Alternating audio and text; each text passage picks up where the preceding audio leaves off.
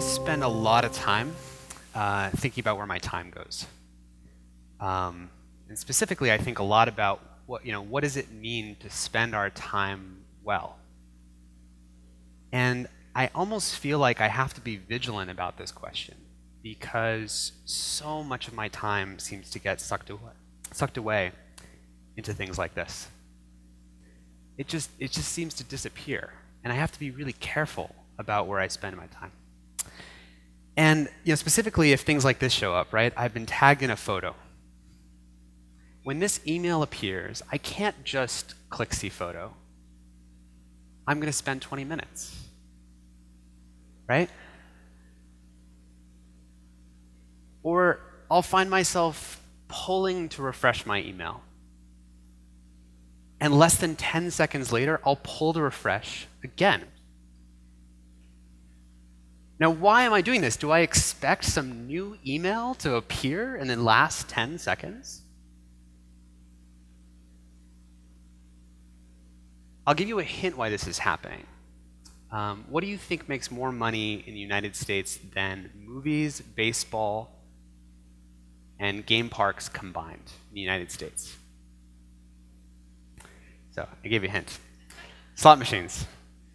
But this is crazy if you think about it, right? Because how can slot machines make all of this money, and we're not playing with $100 bills, we're playing with coins?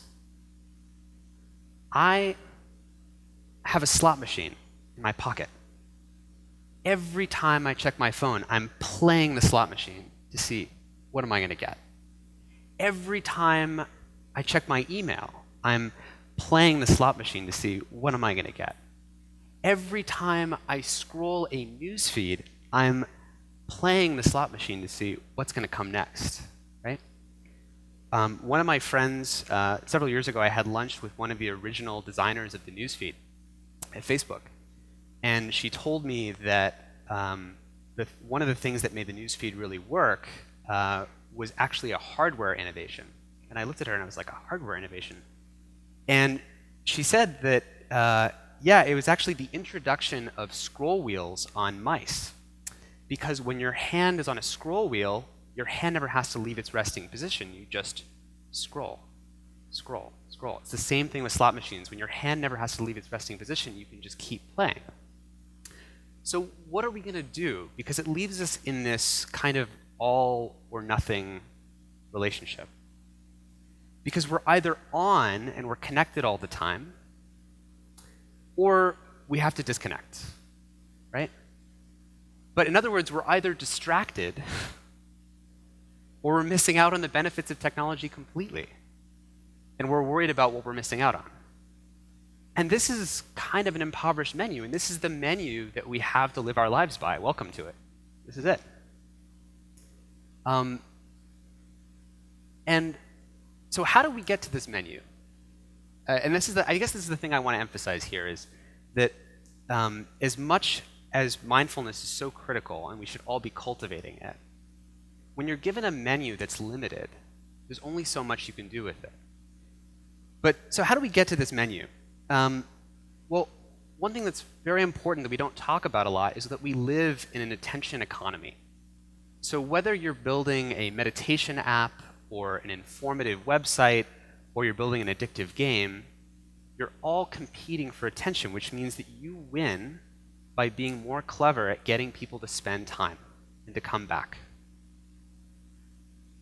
And the thing is that there's kind of a whole industry that's helping people to do this, and it kind of becomes a race to the bottom of the brainstem to seduce instincts into getting us to spend time.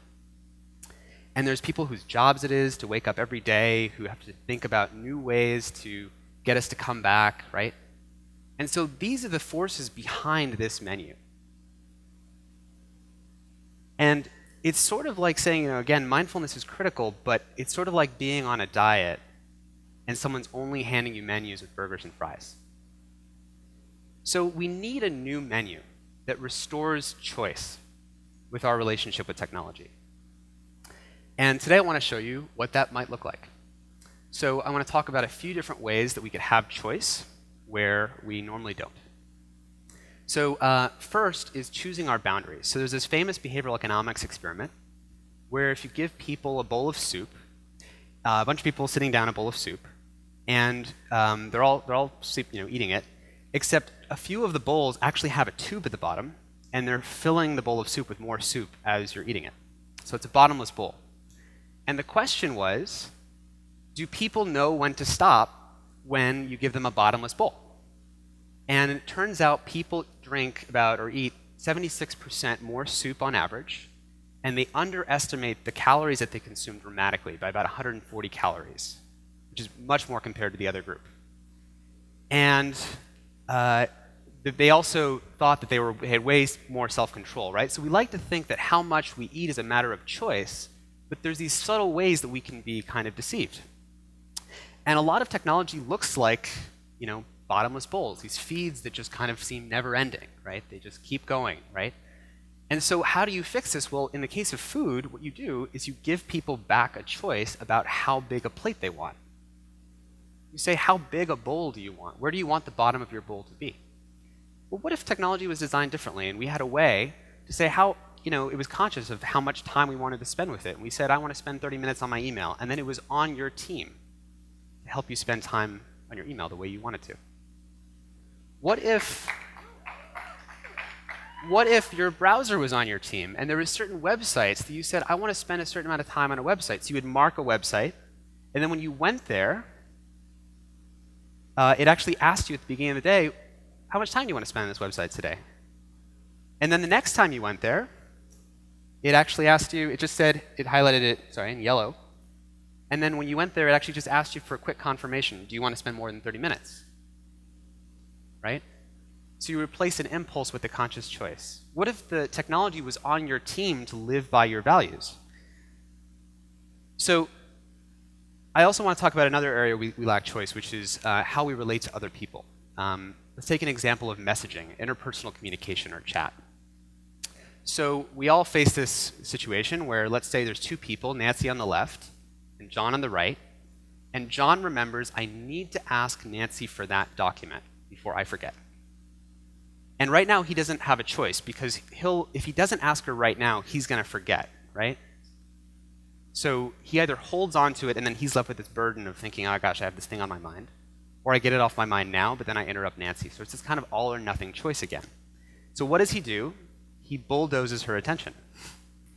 And that's what we're doing all the time. We're bulldozing each other's attention. And every time we do that, there's this serious cost, because it takes us about 23 minutes on average to resume our focus. We actually cycle through 2 different projects before we get back to the original project. There's a woman named Gloria Mark at UC Irvine who's done the research on interruption science. Her other research shows that it appears to be the case that the more external interruptions we get, the more it conditions us to self-interrupt. So if you look at someone's behavior and they get a bunch of external interruptions in an hour, the next hour they'll self-interrupt themselves more. It's almost like changing the internal clock rate for when we do that sensation seeking that Timothy was talking about. So how do we fix this? So design can actually help us here. So let's imagine that we give Nancy a new choice and we say Nancy can mark that she's focused. So now John has a need. He still needs to be able to ask her for that document, except when he hits send, what if it holds the messages and says, we'll deliver these as soon as Nancy's not focused? So problem solved, right? Except not, because you're all thinking, well, wait a second, Nancy would never do this because she's going to worry I'm going to miss something important, right? But what if that's all 100% communicated up front so that she knows that John has a way of escalating any message? So now she can be focused and know for sure that if something comes in, she'll get an interruption. Except now, instead of mindless or accidental interruptions, there's conscious interruptions, right? We move from a world of kind of an open office layout for the entire world where everyone's accidentally interrupting each other to a world of conscious interruptions. But we also did the second thing, which is we changed the question that we're asking. If the design question you're asking is, what does it mean to design a chat client? And it's, let's make it really easy to send a message to one another. That's a pretty good goal. But if this was your goal, it wouldn't account for whether or not you're interrupting people. because you're still doing a good job with your goal. There's this externality of interruptions. So the second thing we did here is we upgraded the goal. We said our goal is to help people communicate with each other well, which embodies different values. What does well mean? So another last question is, another area we can have choice is menus that let us choose by what matters to us. So how many times have you booked a flight and you're sitting there at around 11 o'clock at night at some place on a 4-hour layover, and you're wondering to yourself, why didn't I spend the extra $40 for that other flight? Right? We like to think that we're making conscious choices, but when we're all in a rush, the more we rely on the menus in front of us to help us make our choices, right? We're only as good as the menus that are presented to us. And Hipmunk recognized this. It's a travel website, and they let you sort choices by human values. Because they say, what is sorting for a price about? It's not just about the raw price, it's about the human experience and values behind travel. And they let you sort by that. What if we had other menus like a calendar? Let's say you're booking a one-on-one meeting with a coworker, and you have this little room selector, right, that lets you book a meeting room. Well, what is that for? Is it about booking a meeting room, or is it about asking what would be the most fulfilling way for two people to catch up, right? What are the human values at stake in that choice? Or what if you're looking for directions to the subway and you search for directions?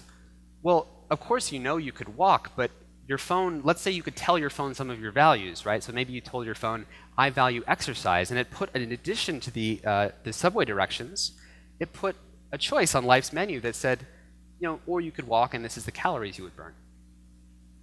But what if you said, actually, no, I don't value exercise, I value productivity, I'm all about getting things done. So what if instead of that, it said, or you could walk, but here's this podcast that you might have wanted to finish, right? It has 28 minutes left, 38-minute walk, it's on your team. If you said you wanted to meditate, what if it said there's 35 minutes of stillness you could have, right? So these would be menus that sort choices by what matters to you. So we changed the goal again from, the goal of the design is from getting from point A to point B efficiently, to it's about getting from point A to point B well. But what does well mean? Because this is in reference to these ambiguous human values. And what are these human values we're talking about? Well, I'll tell you a story. About a year ago, I had the pleasure of helping organize a meeting between some of technology's leading designers and Teak NonHan. If you don't know, many of you do, Teak NonHan is an international spokesperson for mindfulness and meditation. And he actually was doing a tour of technology companies. And frankly, he was actually really concerned about the effect of technology on people's attention. So we actually got about 2 hours of his time. It was really amazing. It was not your average day at work. Show up in a room, and on one side of the room, there's 8 brown-robed Buddhist monks with Teak NonHan in the center. And on the other side are a bunch of technology geeks that look kind of more like me. And it was the most fascinating meeting. And just to emphasize, I mean, even though he was concerned about how technology affects people's attention, he didn't think the answer was to turn it off, right? I mean, that's again, we're not in this all or nothing relationship. The question is, what is the relationship that feels productive to human life? And he joked in our conversation, what if instead of a spell check in email, we had a compassion check that highlighted words in yellow that might be accidentally perceived as abrasive, right? We had conversations like that about what are the human values at stake in all these design decisions. So does this kind of conversation happen in the real world, not just these design meetings with monks? Well, one of my favorite examples of this, which is very real, is Couchsurfing. And if you didn't know, Couchsurfing is a website that matches people who are looking for a free couch to stay on while they're traveling with someone who just has an extra couch and wouldn't mind meeting an extra traveler. So if you're designing Couchsurfing, if you were a designer and you went to work at Couchsurfing, what do you think your goal might be? Well, you might think the goal is, let's match guests to hosts. It's a pretty good goal. So you have people who are looking for a place to stay. If they find the place to stay, success. But that's not their goal. Because that would kind of be like the goal with chat, where we're just designing to send a message, or we're just designing to get someone from point A to point B. The question is, what does it mean on a human scale? And they set their goal as the goal to create lasting positive experiences between two people who've never met. And the most amazing thing is they created a metric. So in Silicon Valley, every product, you have to create a success metric, a way of measuring your success. And they created a way to measure this, and I'll tell you how it works. So the way it works is, let's say I'm going to Paris and I'm staying for 4 days with someone in Paris. They take the number of days that two people spent together, and then they estimate how many hours are in those days. So they want to get a concrete number of hours that were generated between these two people. And then they ask both people, how positive were those hours? And then what they do is they subtract all of the time people spent on the website. They treat that as a cost to people's lives. Why should we count that as a success? It's a complete inversion of the model of how we traditionally count success, which is all about increasing time spent.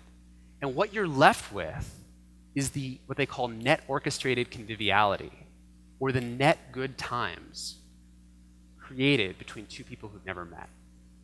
These are new positive hours that would have never existed if Couchsurfing didn't exist. They even take into account people who would have met outside of Couchsurfing. They try to subtract all the ways that people would have met in some other way, and they're left with just the hours that Couchsurfing itself was responsible for creating. Can you imagine a whole world that worked that way? Can you imagine if there was a whole world that measured its success in terms of net positive contribution to human life? Can you imagine if your favorite social network, you told it some of your values and you said maybe you like cooking or something like that, and it measured its success in terms of the cooking nights it helped you organize, and subtracted from that any time you spent that you didn't feel great about later, right? Or imagine a professional social network, like LinkedIn, that measured the number of the people who found the jobs they were really glad to get from the service, and subtracted from that the time that they spent on the website. Imagine dating services that currently, no kidding, measure success in terms of the swipes left and right, yes or no, that people make, right? It's 1 billion a day. And what if instead they measured the number of people who found what they were looking for, whatever that was for them? So you're also probably thinking that to do this, you'd need a new system, because the current success metrics all measure yourself in time spent. This is how you raise money from investors. This is how you recruit the best talent. This is how you show your traction. So we need to value success in a different way. But we've done that before in other industries. We've done that with organic, where we said, this is a different kind of food. So if you're a farmer that has a product and maybe your apple costs 75 cents and the other apple costs 25 cents, and people are just sorting by price, they won't buy the 75-cent apple until you say, no, this is a different kind of apple. It stands for different values. We also did it with LEED certification, where we said, this building stands for different values. So you can't compare it just based on price. What if we had something like that for technology that was on our team to help us spend our time well? But to do this, we need to start a new conversation about it, because this has not been the conversation that's happened in our valley about it. And we don't just need new menus, we need a new consumer demand appetite. And frankly, that's why I came here to talk to you. Because I want you all to demand this. I want you all to say that this is something, if this is what you want, I want you to be able to demand that this is what you want. And doing that would amount to moving from an economy and a world that's organizes all of its success around time spent to one that organizes its success around time well spent. So I want to have that conversation. Let's have it right now.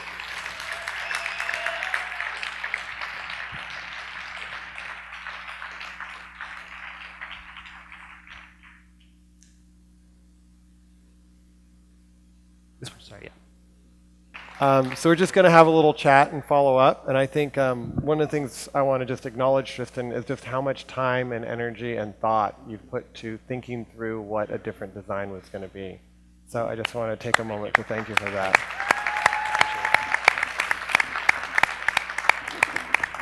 They had told me backstage, they were like, I think he's on slide 53 of 123, so I wasn't sure. Sorry. You've worked, you just have a lot of data. And I think one of the things that comes up for me is this issue of choice. And when you talked about us kind of refreshing our email every 10 seconds sometimes, which I've been guilty of, nobody's forcing me to do that, right? And so I'd love to hear a little bit more about how you see choice and how choice, we either have choice or don't have choice, because seemingly nobody's demanding that we maybe have a more of a addictive relationship to information. Well, so I think all of us have to look at our own behavior and ask, where do we feel like we have choice? And where do we feel like we lack it? So I'll give you another really concrete example. There's some recent research about blue light in screens. So I don't know if many of you know about this, but the blue light in screens basically affects your eyes in the way that sunlight does. So it tricks your eyes into thinking you're looking at sunlight and then blocks your melatonin or melatonin response and basically screws up your circadian rhythms and harms your sleep. Okay? Right. So any screen you're looking at has this effect on you, whether you want it to or not. Particularly at night when naturally it would be dark. Particularly at night, that's right. Yeah. And melatonin or melatonin, I forgot which the name is, melatonin. It's incredibly useful and it's really good for us to have that. So you're left with an all or nothing relationship, right? You either use your phone late at night and then it has this effect on you. You don't have choice about it, or you don't use your phone late at night. Right. And that's an area where anytime you experience that, that's what I wanted to help you all identify, is anytime you find yourself in a situation where you either have to use it and you get sucked in, or you use it and it affects you in this way, where could you demand more choice? Because Apple and Google, for example, making the phones could have a feature that would basically like dim the blue light out of your screen. That's possible, right? Mm-hmm. But that would need to come from consumer demand. Right. So how much of this actually would change with consumer demand, and how much of it is just waiting for the powers that be at the different companies to kind of maybe think a little bit differently, more toward the human-oriented way of design? Yeah, I think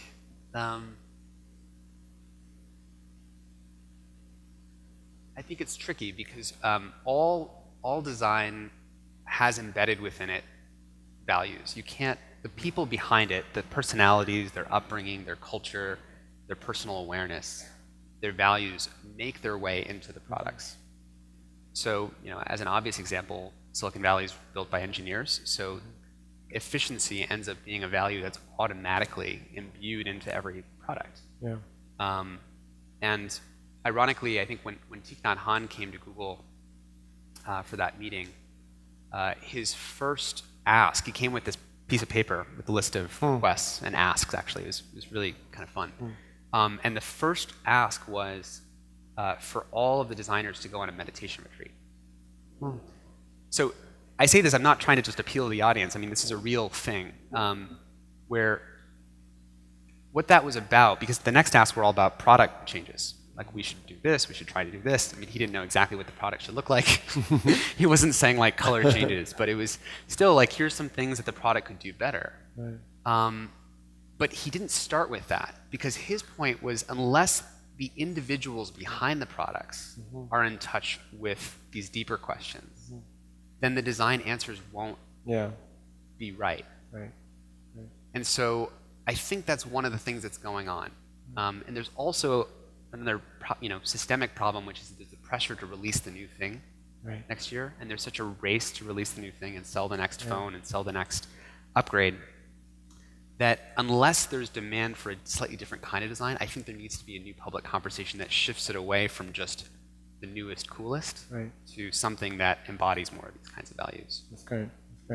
And do you think, it seems like you're as close as anybody I know to mapping that out, Yeah. but I feel like it's often hard for us to even know what's possible. You know, Right. kind of like before the iPhone came, not many people were disappointed with their phones. Right, When right, the iPhone came, like, wow, I'm really disappointed with my old phone Right. because this does all these different things. It's made our lives kind of more hectic too in some ways, but I'm wondering, do you feel like that's part of your role and mission is to kind of think through and present a possibility Yeah. that people could potentially have then something to get behind? Totally, and that's why I've come here. I mean, I think it's actually for anyone inside these companies, it's hard to prioritize these changes by just suggesting it. I think you have to show it relies on there being some kind of demand for these features. But just like you said, people don't know what to demand until they start to see examples of it. So one of the things I've been trying to do is informally show slight visions of what a different menu could look like that would be more on people's team, so that you could say, oh yeah, that I would want that. And I know that I'm seeing Byron Katie in the audience, and I know you went to a day long with her. Yeah. And just following up on Teak NonHan's suggestion, how do you balance? Are you taking more time to be with yourself, and how does that impact and to inquire into your own well-being and your own nature? And how is that impacting your own personal life in terms of how you approach design and this topic? Yeah, I think I had very different views on it. So I started working on this about 2 years ago, design ethics. And I think the solutions that I was thinking about 2 years ago were very different than the ones I'm thinking about now for the reasons you just said. One of my sources of thinking and inspiration has been the 1960s human potential movement. And seeing where, like essentially, what is it that we're really looking for? And what are the actual forces, the real psychological, either beliefs, false beliefs, or subtle psychological biases that are actually responsible for us not living out the relationship we want with technology. Because if you get the diagnosis wrong, your solution's not going to be right. And when I was a kid, I was a sleight of hand magician. And that gave me the first instinct that there's certain limitations to the mind, that we don't see what we don't see. If I present you with a menu of 5 options, you don't think what's not on the menu. And you don't ask, is this menu of 5 options even a menu that I even care about in my life at all? Right? So it's sort of like if you go traveling and you go to a hotel and you ask them to wash your clothes or something like that, and they hand you a menu and say, well, which detergent would you like us to wash your clothes with? And you're like, well, I never thought about which detergent I would want to wash my clothes. It's an irrelevant menu to the actual question.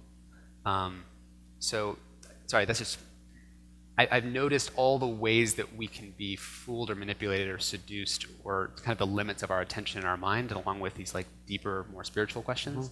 And I've had to like think about all those things when presenting solutions. And I think more people have to think in a more deeper way. Yeah.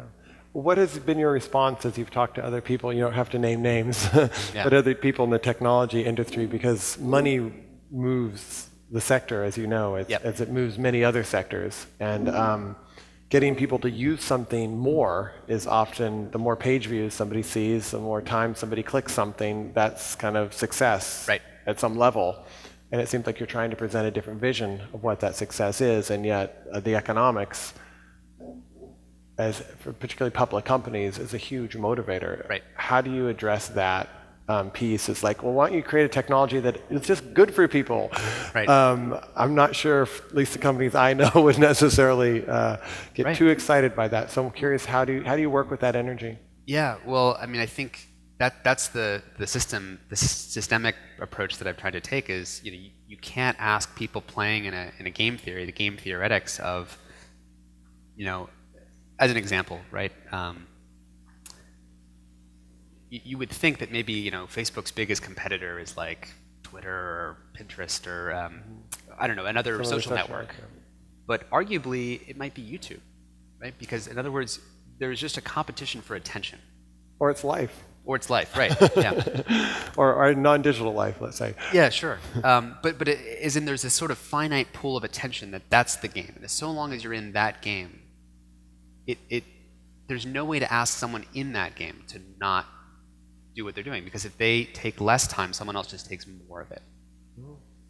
It's very similar, I think, to what happened in the food industry. But isn't that somewhat true? I mean, the more time I spend on Facebook, seemingly the less time I have with my child or with other things. Yes, absolutely. Right. Yeah, we are spending less time with ourselves. Right. It's competing with our own lives, like you said. But I want to identify an opportunity, which is that there's something between human beings and this competition for attention. Mm-hmm. And there's a set of products between human beings and that game for attention. Specifically, they're your mobile phone and then your browser, right? And those two products create the architecture that gives you choice or not between you and that set of actors. Mm-hmm. And there can be more done there to support essentially the way you want to live your life as opposed to the seduction. Right. And so what do you see are what are some wishes that you might have, or what are some of the steps that you would like if you had your dream, your fantasy, or your vision of what technology could be? And I know you presented some of it here, but I'm curious for those of us in the audience who are like, yeah, wow, that's something that intrigues me or I want to support. Yeah, well, I mean, I think it's things like this. It's basically, I presented a few, I mean, the few of the solutions were here in the deck. But it's anywhere where you feel like you lack choice in how much time you spend, when you spend time. Like another example is, you get an email and you have an all or nothing choice. You either respond to the email now, even though it's not urgent and you know you shouldn't do it, or you leave it there, but then it just sits there and it's like making you feel bad, right? Or it just draws your attention. It draws your attention, oh, right? Yeah, I got to do that. It has a cost. So even its existence has like a cost to you, right? And sorry, and I meant to say this email is about something that's going to happen 2 weeks from now. So you don't actually even need to have it in your inbox, right? Recently, there's some new products that allow you to snooze. In fact, Ellie Luna worked on Mailbox. She's speaking later today. Yeah, Elle. Yeah. Yeah, Ellen. And that lets you snooze an email and say, this is an email. Yes, I want that email, but I want it later. Can you circle it back a week from now? Can you circle it back? Yeah, exactly, a week from now. So that puts a new choice on life's menu that you didn't have before, that reduces that all or nothing relationship. So if you think of it as a relationship, I want to be able to bound my relationship. Yes, I want to spend time with you, but let's set an intention about how much time. Yes, I want to spend time with you, but I want to do it in the morning and not really late at night. We need to be able to align our social expectations. That's what that chat example was about, was if we can synchronize our social availability. Right now we have no synchronization, so we're, like I said before, we're bulldozing each other, right? And we could do much better to align our availability so that we're more in touch with each other. And there's no one who's profiting from that, right? It's not like there's some, text messaging incorporated company who's just like happy every single time we accidentally interrupt each other, right? It's just a kind of accident of almost like an urban planner. Like we're designing this city for 1 billion people, and we're deciding the widths of the sidewalks and the speed limits on the streets, and we don't really think that, gosh, that's how it's designed. Like when we have this experience with technology, we don't realize that there's a different design that would help align our expectations much better. Yeah. Well, I know for me, like most of my text messages are actually positive. I actually really like my email. There's all kinds of things going in, but the text people are small enough that just about everybody. And this is the thing, is it's different for everybody, right? So for some people, they only get a small number of email, and email might be that channel for them. For some people, email is like their trash channel. It's the trash bin. There's nothing in there, and all their stuff is in their text messaging, but they get too many text messages. Or some people, it's all on some other network. So it's different for everybody, but there needs to be more choice, I think. Right. And do you feel like that's going to come from do you have a sense of where that's going to come from? Is that some garage startup that you're planning or somebody is doing? Or is that when Apple and some of the bigger players decide, you know what, there's a different way that we can think this through? I think the challenge is that we're in a situation where so much of people, there's Lockin effects, so much of people's lives are on some of these services, right? So if you are in Apple's network, you have an iPad and an iPhone, right? And they work together, and then you have all your messages there, and you have all your photos there. So now you're kind of in that network. It's very hard to switch away. Or if you're in Facebook and you're uploading all your photos to Facebook, you've got all your stuff on Facebook, so you're not going to switch away. So text messaging or chat or email, they're all they're all part of a network effect. And so it's very hard to create some new thing. So I do think that the bigger companies have a responsibility to do something better here. And what would the motivation though be for that to happen? Is it consumer demand? I think consumer demand, yeah. I think people don't see that there is a better way that it could be designed, so they don't know to ask for that. Right. And And I know for a lot of people it feels like there's the demand on our attention is so great, and the amount of data that we're all getting is so great.